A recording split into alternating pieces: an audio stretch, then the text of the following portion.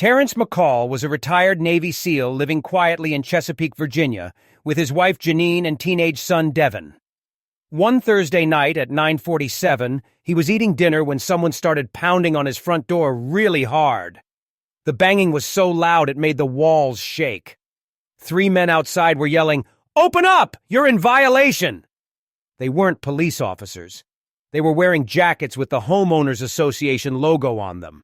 The HOA is like a group that makes rules for the neighborhood about things like how your yard should look and where you can park cars.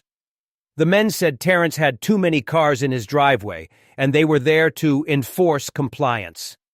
Before Terrence could even answer, one of the men kicked the door so hard it broke open and they walked right into his house. Janine screamed upstairs, and Devin heard everything. Terrence stayed calm because of his military training. He told the men to get out of his house. They pointed flashlights around and kept talking about the cars outside. Terrence told Janine to call the police. The HOA men said they had authority to be there, but Terrence knew they were just bullies.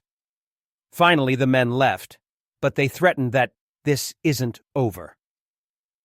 When the police came, Terrence was shocked by what happened next. Instead of arresting the men who broke into his house, the officers said it was a civil matter. They acted like the HOA breaking down someone's door wasn't really a crime. One officer even said the HOA folks just get overzealous sometimes.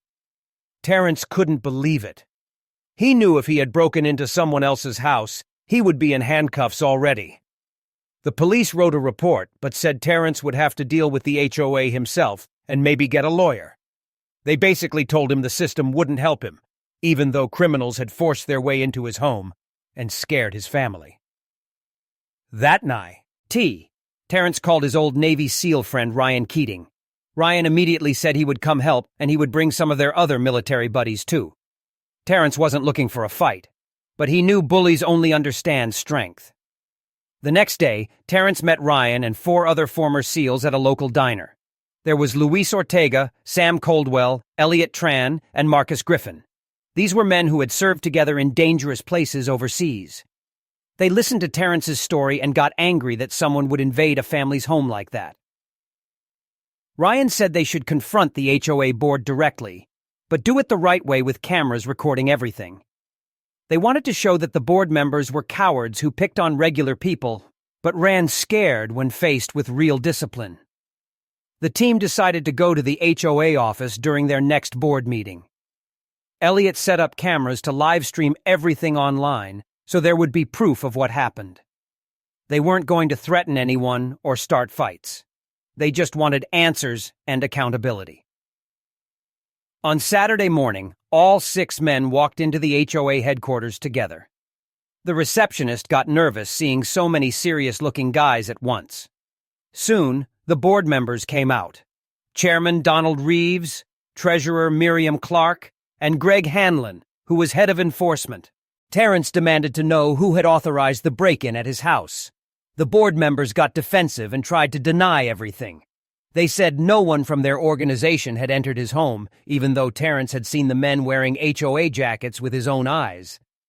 The confrontation was tense. The board members tried to make Terrence look like the bad guy for bringing his friends, but the video showed who was really telling the truth. The SEALs stayed calm and professional, while the board members got flustered and angry.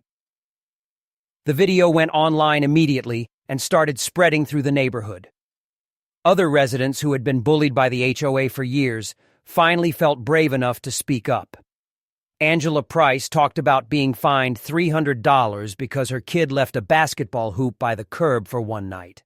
The Dorsey family shared how they got in trouble for their yard when the wife was recovering from back surgery. Jason Patel explained how he was threatened when he fell behind on fees during the pandemic. More and more neighbors started gathering at Terrence's house to share their stories. They realized they weren't alone, and that the HOA had been pushing people around for years. Everyone had been too scared to fight back before, but seeing Terrence stand up gave them courage. The HOA board panicked when they saw all the attention. They sent out an email to everyone in the neighborhood claiming that Terrence was lying and that no authorized representatives had entered his home. They tried to make him look like a troublemaker, spreading false information. But Terrence was ready for their lies. He hired a lawyer named Carla Whitman who specialized in cases like this. She looked at all the evidence: the broken door, the photos, the witness statements, and the video footage. She said this wasn't just a neighborhood dispute, it was criminal behavior. Carla explained that HOA had been sued before for bullying residents, but they always settled quietly out of court. Their strategy was to intimidate people until they gave up. She said if they could get more neighbors to testify, they could build a much stronger case. The story started getting attention from local news stations. A Norfolk TV station ran a segment about the break-in, and radio hosts began talking about HOA overreach. The more publicity the case got, the more desperate the board became. They hired expensive lawyers and filed a lawsuit against Terrence for $500,000, claiming he was damaging their reputation. It was clearly meant to scare him into backing down, but Terrence refused to be intimidated. More neighbors came forward with evidence of harassment. Angela brought all her violation letters. The Dorseys shared their documentation. Jason provided records of the lien threats. Soon, Carla's law office was full of testimonies from people who had been bullied by the same board. The case went to court with Judge Howard Klein presiding. The courtroom was packed with neighbors supporting Terrence. The HOA's lawyers tried to claim it was all a misunderstanding and that Terrence was just looking for attention. But when the evidence was presented, it was overwhelming. Elliott's video footage showed the board members clearly lying about what had happened.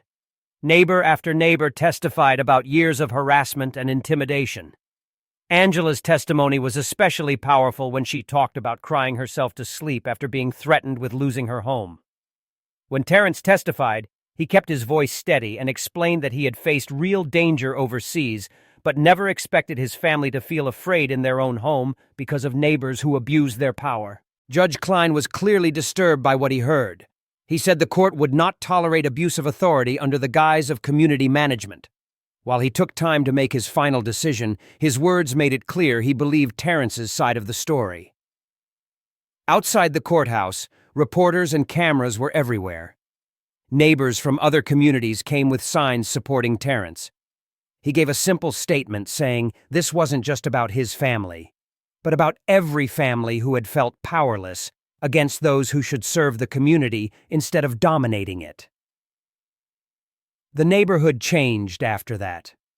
People weren't afraid anymore to let their kids play basketball or to park an extra car in their driveway. Families stopped worrying about every little rule and started living normally again. Even before the final court decision came down, Terrence had already won something bigger. He had shown his neighbors that bullies only have power when people are too scared to stand up to them. When the community came together, the bullies couldn't pick on individuals anymore. Ryan and the other SEALs prepared to leave town, proud that they had helped their friend fight the right way. They hadn't needed to use violence or threats. They had used discipline, truth, and unity to expose the real troublemakers. The story spread beyond Chesapeake as an example of what happens when ordinary people refuse to be intimidated by those who abuse small amounts of power.